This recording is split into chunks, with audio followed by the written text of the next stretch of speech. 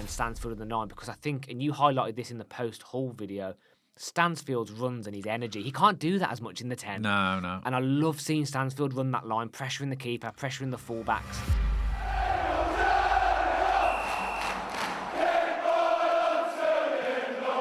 So welcome back to BCFC Royal Blue. Now the games are coming thick and fast after the international break, and after a really disappointing home defeat last time out to Hull City, Birmingham City travel up the M6 to play Preston North End in what appears to be another tough game because, as we'll see, Preston have started the season very well. In this podcast, myself and Matt are going to discuss the game, do our usual preview, tell you a little bit about Preston North End, and just have a general chat about what we think the starting lineup will be. So, looking forward to it, Matt? I am. Yeah, we got tickets. We'll be there.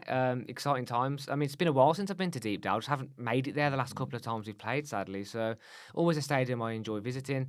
And both teams go into this with something to prove, Dad. They lost away at West Brom at the weekend, and we lost at home to Hull.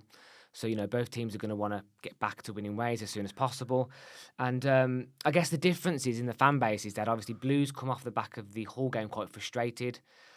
Jack Robinson gets sent off. We're going to move through this quickly. The games are coming thick and fast. We have to get over it and move on. But, it was quite frustrating in that area. We can't knock the players' effort. They put everything into the game, but it wasn't to be in the end. But Preston, Dad, I checked their social media, and they actually seemed to be, although they lost to West Brom, it was still a good performance. Yeah. They were competitive. A lot of Preston fans say, you're not going to win every single game away from home this season, but they were happy-ish with the performance, that they kept it competitive, and it was a relatively close game. But what's funny is last season with Preston, Dad, we always joke, don't we? Preston and Bristol City are the classic Championship mid-table teams. But last season, actually, they finished 20th and were only 1 point away from safety, which went down to the last day of the season. So quite an unfamiliar season for Preston. And then this season, they seem to be pressing on. And credit to you, Dad. We did a video pre-season, and my surprise team was QPR, and your surprise team was Preston. Yeah. I think you were impressed with their recruitment, weren't you? Yeah, I think their recruitments. I think they got quite stale, hadn't they, over the last few seasons? And they shipped out a few players, a few regulars that had been there a while. And I was really impressed. I will talk about who they recruited in a moment, because obviously it's quite relevant to the match. But they started the season very well. They're currently sitting as we stand in 8th position in the table. Only lost twice, and last time out was one of those defeats, as you mentioned, West Brom, and also to Portsmouth. They lost away, but they haven't lost at home yet. So their home record is very good. In fact, actually, they've beaten Leicester at home and Ipswich at home. Yeah, it's good, isn't it? And also they drew at home to Middlesbrough as well. So they've played all the top teams apart from currently near the top of the table, apart from the likes of Coventry and Stoke, and they drew 0-0 with Bristol City. So, but they lost to Portsmouth, didn't they? Yeah, they lost Portsmouth. Some really weird mixture of But results this is welcome to the Championship, no, isn't it? But so actually they've won 4, drawn 4, and lost 2, which represents a very, very solid start to the season. This is going to be tough, and obviously we, as we know, are still finding our feet in this league. Where Chris Davis is still tinkering around with the team and the players, and which makes this tough for us. And I see a team in Preston that with a good manager as well, Paul Heckingbottom. He's very, very astute. He knows the Championship. Preston have got the second best home record in the Championship, equal with Coventry and Ipswich, with 11 points so far from their 5 games. Their away record is about mid-table. Goal scoring, they've currently scored 12 goals in their 10 games, which is around about 8th. And they've got a very good defence. They've only conceded 9. Right. So this, in my opinion, is not the sort of game that you probably want after the defeat at home, but maybe it could actually be a good place to go, because I think a lot of people are going to expect Preston to win this. Yeah. I use a word to describe Preston, the word compact. Some teams have different identities, Dad. They're known for quick transitions, pacey wingers. Charlton are known for frustrating the game. And there's various teams that have different identities and their style of football. Preston are just compact. They're solid. They're all good pretty much all over the pitch, and they play pretty tidy football. They've got some good players. And what I like about Preston, Dad, is they tend to play 3 at the back with the 5 in the midfield. And they play the wing backs. and you've spoken about this I as would a love to see us as play a that. possible plan for Blues. Absolutely. But they do it very effectively, and they've got, Thierry Small now, who they got from Charlton Yeah. last season, Dad, and he's doing the business, scoring goals. He's getting high up the pitch, Yeah. and when they go forward and those wing backs get high and they transition, they are quite impressive to watch. They are good at doing that. And, Well, when I researched the game, Matt, I noticed that as well, and I love that formation. I personally think it would suit us down to a T. I do. But what I've noticed as well about Preston is that they do play a 3-5-2, but when they're away, they will transition that to a 5-3-2. But effectively, it's still the same. It's the same formation. Yeah. It just means you're adapting your game. So off the ball, they become a 5.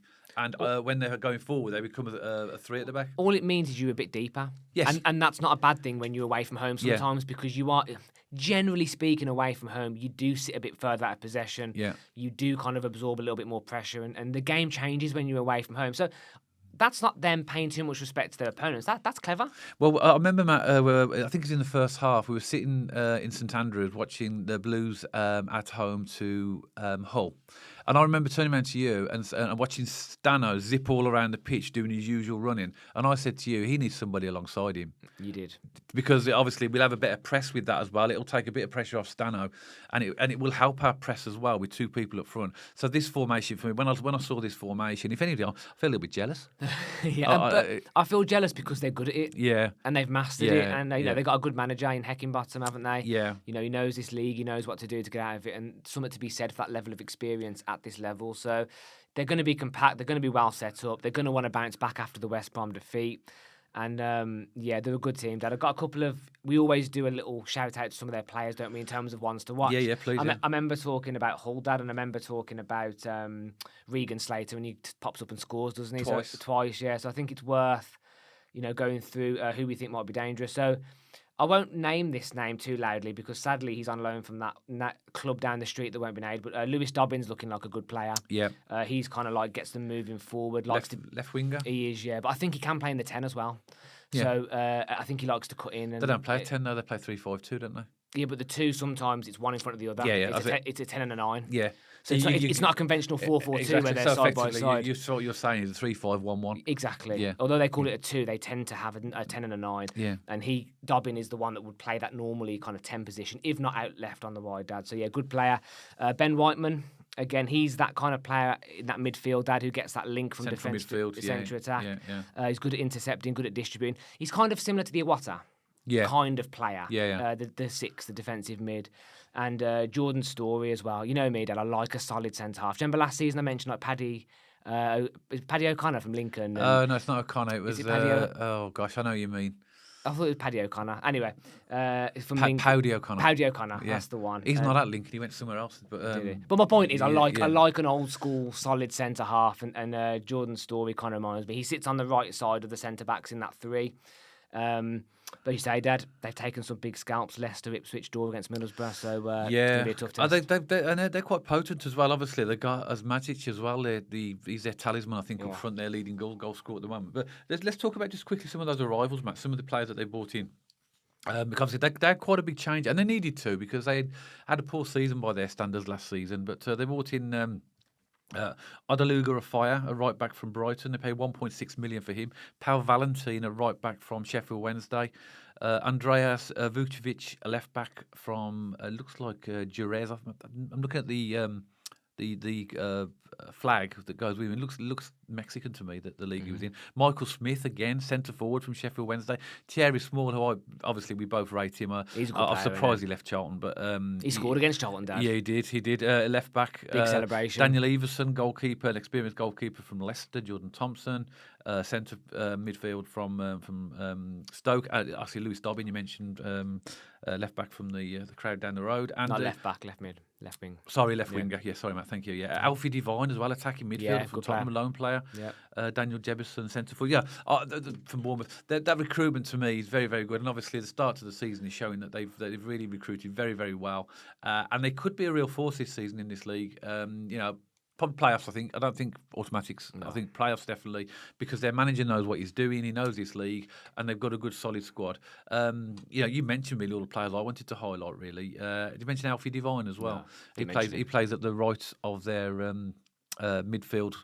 obviously, and then you mentioned. Is he the opposite side to Thierry Small? Yeah, The well, other- no, the same side. So Thierry Small in the last game that You they said played right, against didn't you? Yeah. West Brom, he plays. In fact, actually, he played on the right, Thierry Small, but because he was in that formation, it was a 5-3-2. He's effectively, he's not. I wouldn't say he's a right back, but he's that flying winger that will fill in at that gap. Along with the Story, and Alfie Devine's just in front of him. So that's actually a very strong side for them, and that means that will be our left side, won't it? Yeah. So yeah, but they do have some weaknesses, Dad. Yes. I've seen them concede quite a few goals from wide positions. I mean, if you look at the Hull game, Preston versus Hull, I saw the highlights of that game, and 2 of the Hull goals were crosses in Ollie McBurney both times. So it was that vulnerability to balls in the box. And also, the caveat to playing a 3-5-2 is when your wing backs go high up the pitch, it leaves gaps. Yeah. So again, me and you, Dad, we bang this drum and talk about tempo. We talk about allowing teams to sit back into their positions. If we want to counter Preston and we want to catch them on a transition, we cannot move it slowly, and we cannot afford Thierry Small and the other wing back to get back into position, because you can exploit them in that area. Yeah. So 2 big things I picked up on is you can get them with balls in the box. They've conceded, a look a bit vulnerable there, and also when their fullbacks get high, their wing backs get high, it does create space in behind. So there are definitely, Preston are a good team, Dad, but they're not unbeatable. No. They're not like if we take like Middlesbrough and Coventry, who are flying at the moment. They do have vulnerabilities. They can lose games. So, I think we need to be smart here.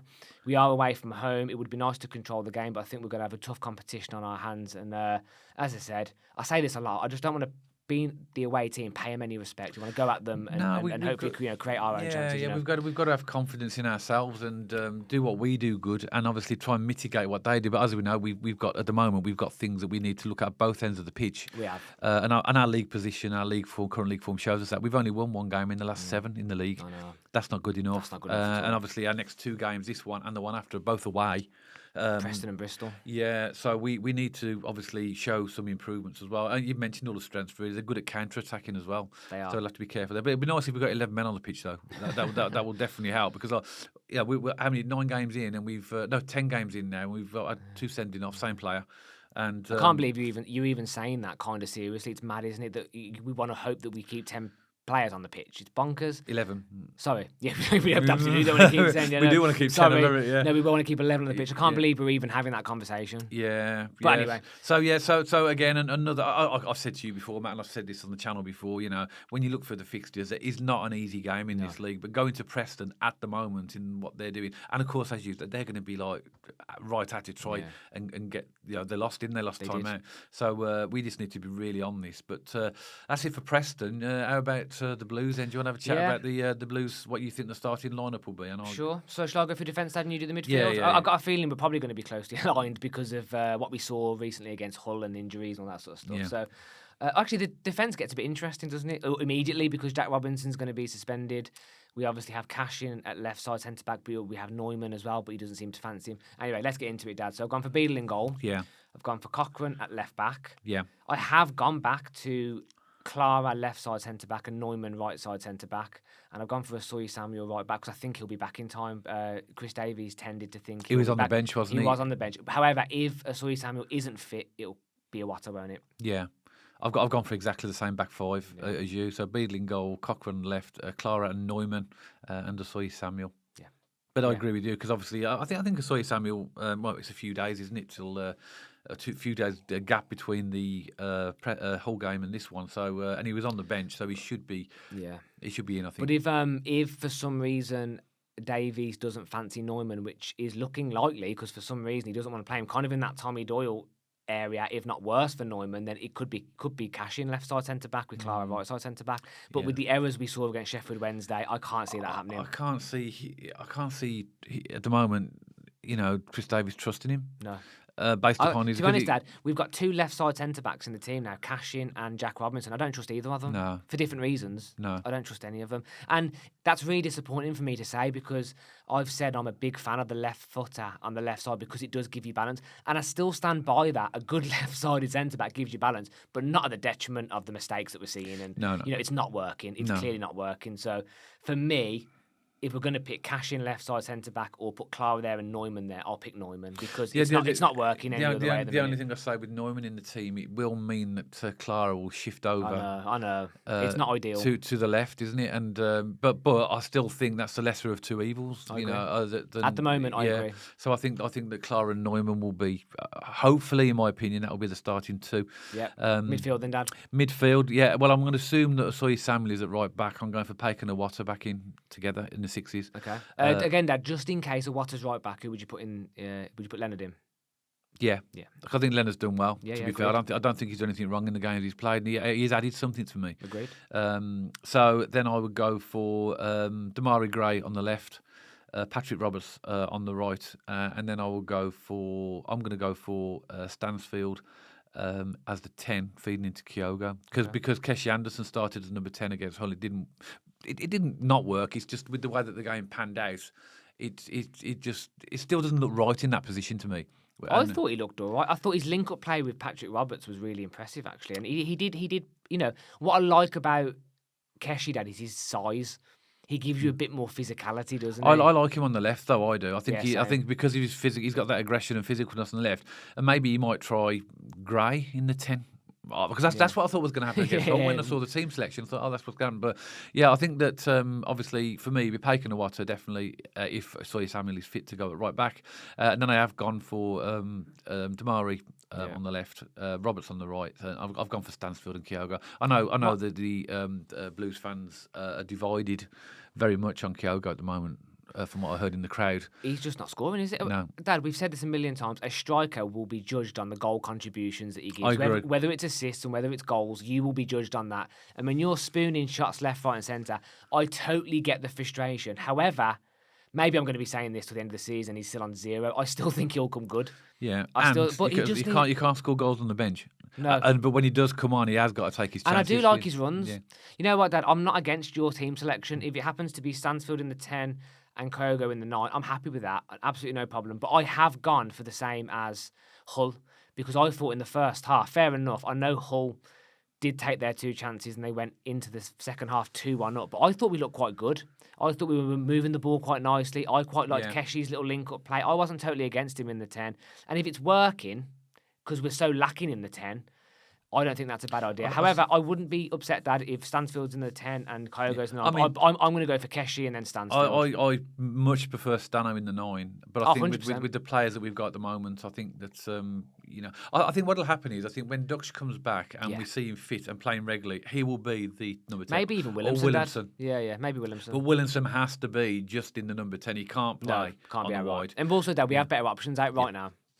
Yeah. You know, we have Patrick Roberts who can play there, Keshi can play there, Dimmy can play there. Like we have good options now. There's no need to put Williamson out on the right. He's a number 10 and he's a number 10 only.